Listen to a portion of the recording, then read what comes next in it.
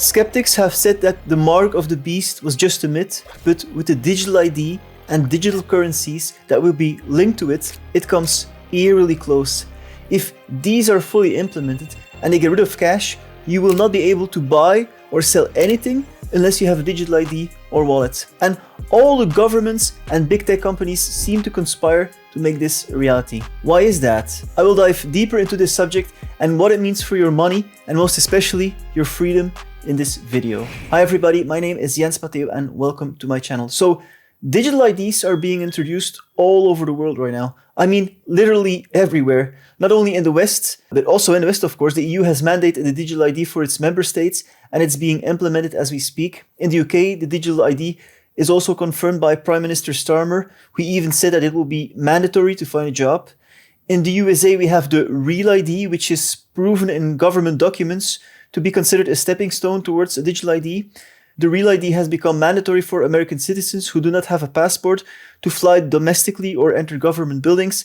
In India, you have the Aadhaar program, which assigns a digital ID to over 1.3 billion people. China launched its Real ID program recently, a nationwide decentralized identity system that will allow citizens to authenticate themselves across online services. And like I said, it's all over the world because even in Africa, it's happening. Nigeria, Kenya, Ghana, and Uganda are all implementing digital ID systems.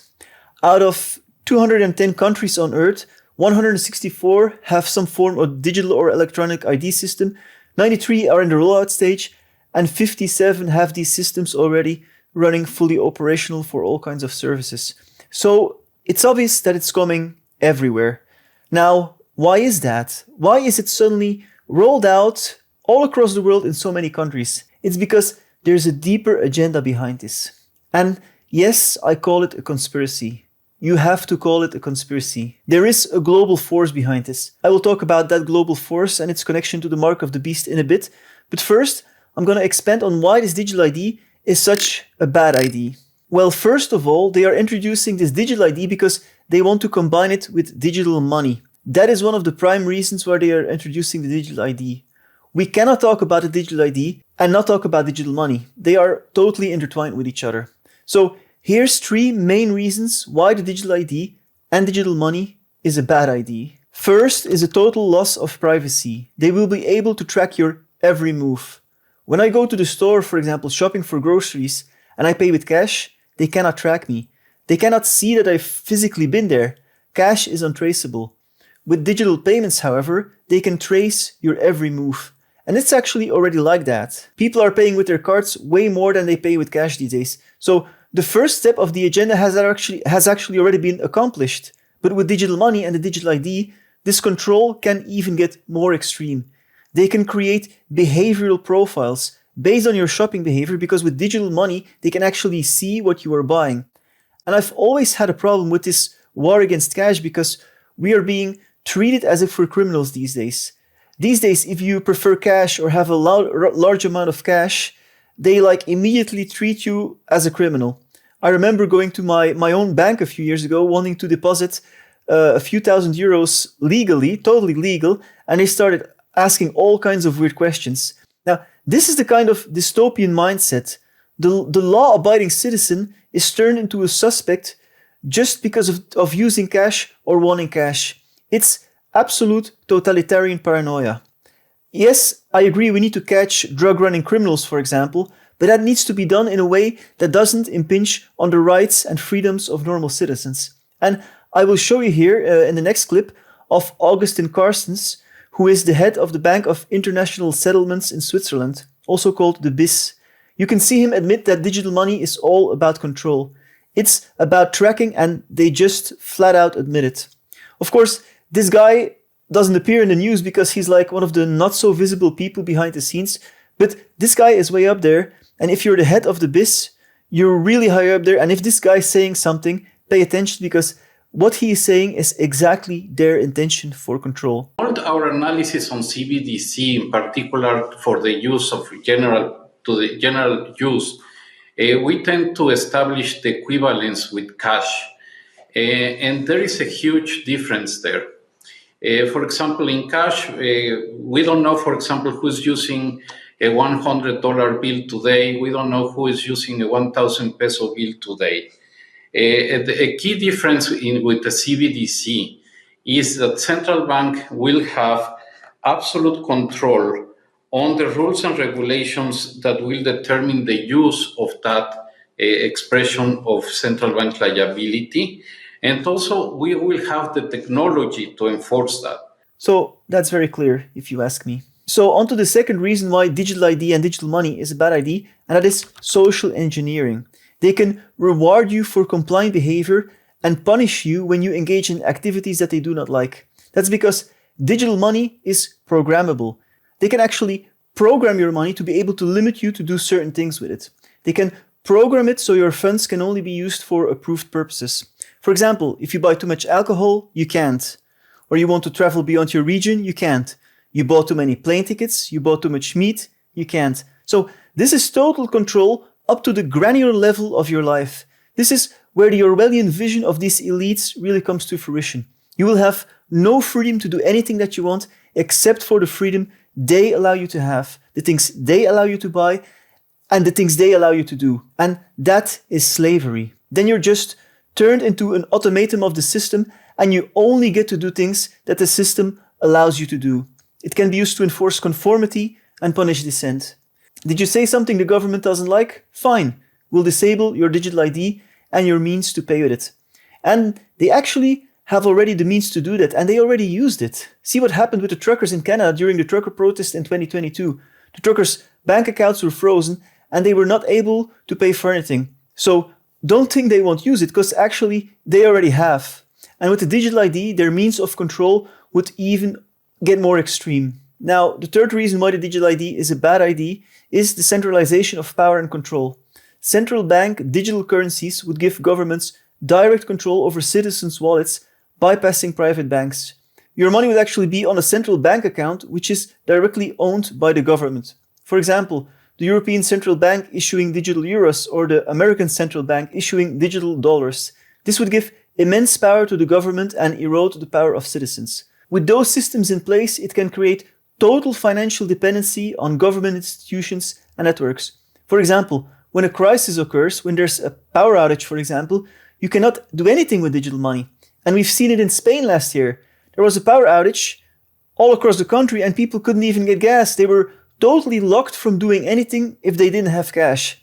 And there doesn't even need to be a crisis. If the government decides you can't access your money, you're fucked. So there is erosion of autonomy and consent. They do a shift from you own your money to you are granted access to your balance. So this changes the entire nature of freedom itself. They make access to your money a privilege, not a right. That is a very, very dangerous shift. And actually, it already happened in Vietnam recently. Vietnam now requires a digital ID and a biometric scan for everybody having a bank account. They closed down 86 million accounts, and if you don't agree with the biometric scan and the digital ID, you can't access your funds. This initiative stems from the Vietnamese government project launched in 2022 to develop a unified digital identity system, a digital ID with the goal of full implementation by 2025, extending to 2030. So it's the global Agenda 2030 of the UN again. And what happens in Vietnam is a test, in my opinion. These elites always test in some pilot countries, but you can bet it's planned to come for the rest of the world. And of course, with the digital ID, they can not only close your bank account, but they can also limit access to the internet and they can limit freedom of speech. If you need a digital ID to go online, for example, as they're planning in a lot of countries, if you say something the government doesn't like, well, your digital ID just gets disabled and you can't access these online services anymore. That's why it's so important to really go against this digital ID, because this is the final nail in the coffin for freedom.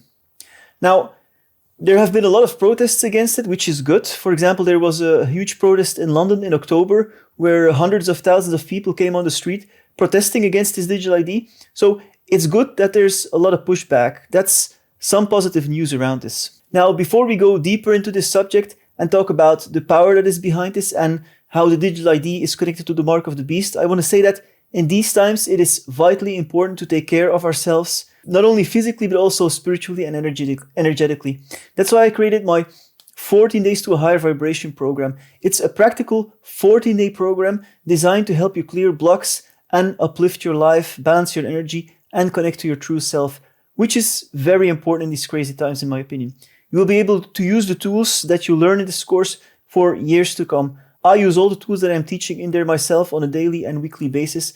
They are battle tested throughout the years and really help me. You'll find the link to the course in the description below, and it's 50% off right now for my followers. Take a look if you're interested. All right, let's get back to the topic. So now I'm going to talk a little bit about the global power that is behind this and the relationship to the mark of the beast in the Bible. So it's a global push that actually comes from the United Nations and the power structure behind it. There's these elite families that want to control the whole of humanity, control the whole world basically. And we can actually directly trace it back to them. In 2016, the Rockefeller Foundation and the Bill and Melinda Gates Foundation launched a project called ID 2020, calling for a biometric digital ID for citizens that stays with them, and I quote directly from their own documents, from birth to death.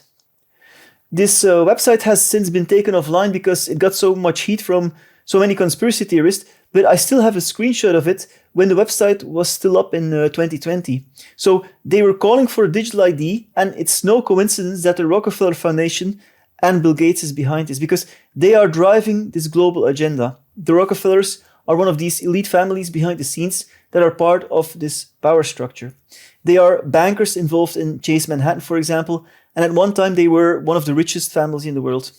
Now, I'm going to show you this clip where Aaron Russo, a former Hollywood producer, confesses to Alex Jones that Nick Rockefeller, so a member of the Rockefeller family, who was a little bit a friend of Aaron Russo, reveals to him that there is the plan to microchip the whole population. It was just sort of like cold, it was just like cold, and I used to say to him, what's the point of all this? You have all the money in the world you need, you have all the power you need, what's the point? What's the end goal? And he said the end goal is to get everybody chipped, to control the whole society. Quite telling. And of course, the Bill Gates Foundation is involved too, because Gates is a frontman that promotes so many things that are in the elite's agenda. Bill Gates was actually good friends with David Rockefeller.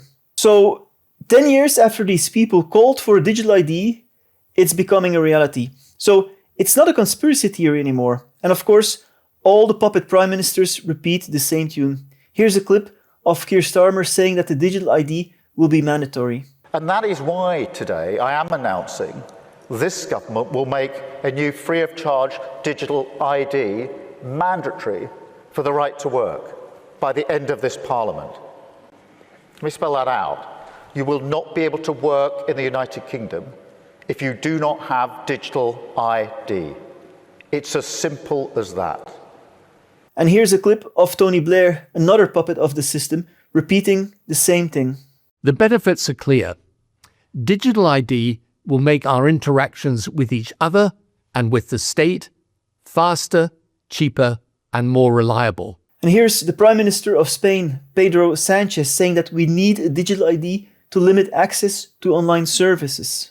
We are allowing people to roam freely on social networks without linking their profiles to a real identity. This paving the way for misinformation, hate speech, and cyber harassment.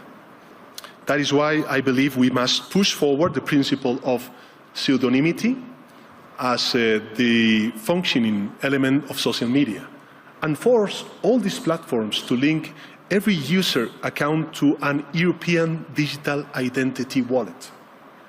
This way, citizens could use nicknames if they want, but in the case of a crime, public authorities would be able to connect those nicknames to real people and hold them responsible. So the push is on and the minions are promoting it. But what does it have to do with the Bible and the mark of the beast? Well, there is this famous quote, this famous mark of the beast passage in the Bible that says this, and I'm going to quote, "And he caused all, both small and great, rich and poor, free and bond, to receive a mark in their right hand or in their foreheads, and that no man might buy or sell, save he that had the mark, the name of the beast, or the number of his name. And then it says, here is wisdom. Let him that had understanding count the number of the beast, for it is the number of a man, and his number is 666. So let's analyze this famous Bible quote a little bit. It literally says that nobody will be able to sell or buy if they don't have the mark of the beast, which will be in their hand, their right hand specifically, or in their forehead. So if we compare this quote to what's happening today, it's like describing the digital ID and microchips. It is eerily accurate. People are already getting chips implanted in their hands to make purchases, access secure locations, etc. And it's been going on for a while, because I remember years ago there was news reports from Sweden and other places that people were implanting chips in their hands, like in the quote of the Bible, to have their keys replaced, to have their wallet replaced. Those were, the pioneers, but it's becoming more and more a reality. So the Bible not only talks about the hand, but also a mark in the head. And that's Neuralink. That's exactly what Elon Musk is building with his Neuralink chip to be implanted in the brain. And the second part of the quote says that the number of the beast is 666. So somehow the number 666 is associated with this mark with which you can't sell or buy if you don't have it. Now, interestingly, in 2020, right after the start of the pandemic, Microsoft released a patent for something which they call a cryptocurrency system using body activity data. So this is a system that rewards people with digital money based on how our bodies respond to a task. It is a system where your body activity data can be used to verify that you completed a digital task. So for example, you're watching something or you're interacting with an application, a sensor then measures your body activity. This body activity can be things like your pulse, your body heat, your brain waves, your movement that is picked up by sensors, and these can be sensors on the body, but also implanted chips or nanotechnology. So that recorded body data is then processed, and the system checks whether your body activity matches the conditions for the task you were given. If it does, the system confirms that you have completed the task successfully. And once it's verified, you receive a digital reward, for example, cryptocurrency or some form of digital credit.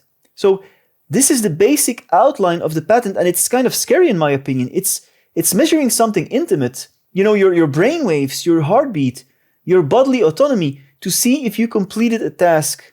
Now, what's the connection to the mark of the beast? Well, this system was given patent number 0606-2020. So it's basically 666. So the dash 2020 comes from the year, obviously, and then we have the 666. So this is just weird. I mean, of all the numbers this thing could have, it is the number 666, which is associated with Satanism, basically. So, that tells you something. They're not really trying hard to hide it. On the contrary. So it's interesting to note that Microsoft also has worked together with Marina Abramovich in the past. She is a performance artist that is accused of having satanic art. Now, she herself says that she's not a Satanist, but if you look at her art, it's like really dark and really weird, and I can honestly understand the accusation of Satanism a bit. Why would Microsoft even work together with an artist that makes art like this? So there's this kind of weird connection here too. And in the picture you're seeing here, Marina Abramovich is posing together with Lord Jacob Rothschild in front of the painting that is called Satan Summoning His Legions from the 1700s. So, and the Rothschilds are actually one of these elite families that are connected to this whole agenda to control humanity. I mean, you can't make this stuff up. So, to conclude, we really have to be wary of this agenda. We have to speak out against this, and we have to spread awareness, because their intention is to pull people into this unsuspectingly and unconsciously. They say, it's like a good thing. Well, it's definitely not. The intention is to control. So that's it for this video. Thanks for watching. If you like this video, please don't forget to like, share, and subscribe. And I'll see you in another video. Thank you. Bye-bye.